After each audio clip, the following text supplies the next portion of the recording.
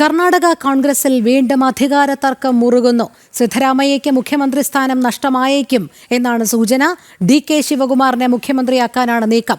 Congress general secretary Randeep Singh Surjewala നാളെ ചർച്ചകൾക്കായി ബംഗളൂരുവിൽ എത്തും. വിവരങ്ങളുമായി എസ് ശ്രീകാന്ത് ചേരുന്നു. ശ്രീകാന്ത്, കർണാടക കോൺഗ്രസിൽ വീണ്ടും അധികാര തർക്കം മുറുകുന്നു എന്നാണോ മനസ്സിലാക്കേണ്ടത്?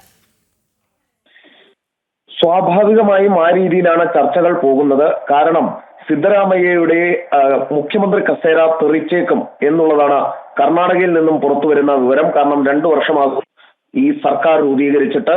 ഇനി അടുത്ത ഒരു ടേം അത് DK ശിവകുമാർ നൽകണം എന്നുള്ളതായിരുന്നു നേരത്തെ ഉണ്ടായ ധാരണ. പക്ഷെ സിദ്ധരാമയ്യ അതിന് വഴങ്ങില്ല എന്നുള്ള വിവരങ്ങളും പുറത്തു വന്നിരുന്നു. ഇതിനിടയിൽ ഇപ്പോൾ സിദ്ധരാമയ്യയെ മാറ്റി DK ശിവകുമാറിനെ മുഖ്യമന്ത്രിയാക്കാൻ നീക്കം തുടങ്ങിയിട്ടുണ്ട് എന്നാണ് വിവരം.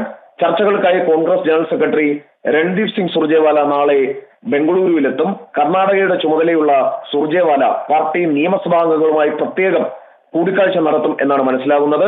ഇതിനോടകം DK ശിവകുമാറുമായി അടുപ്പമുള്ള MLA മാർ അതിൽ ചിലർ DK മുഖ്യമന്ത്രിയാകും വൈകാതെ എന്നുള്ള പ്രസ്താവന പരസ്യമായി തന്നെ നടത്തി കഴിഞ്ഞു.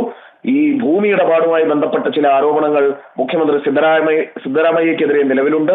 ഒപ്പം തന്നെ മറ്റൊരു കാര്യം, ഭവന പദ്ധതിയുമായി ബന്ധപ്പെട്ട അഴിമതി ആരോപണം സ്വന്തം പാർട്ടിയിലെ MLA തന്നെയാണ് ഉന്നയിച്ചത്. അതടക്കം സർക്കാരിന്റെ പ്രതിച്ഛായ നഷ്ടപ്പെട്ടു നിൽക്കുന്ന സാഹചര്യത്തിലാണ് മുഖ്യമന്ത്രി തെറിക്കും എന്നുള്ള ഒരു വാർത്ത പുറത്തു വരുന്നത്.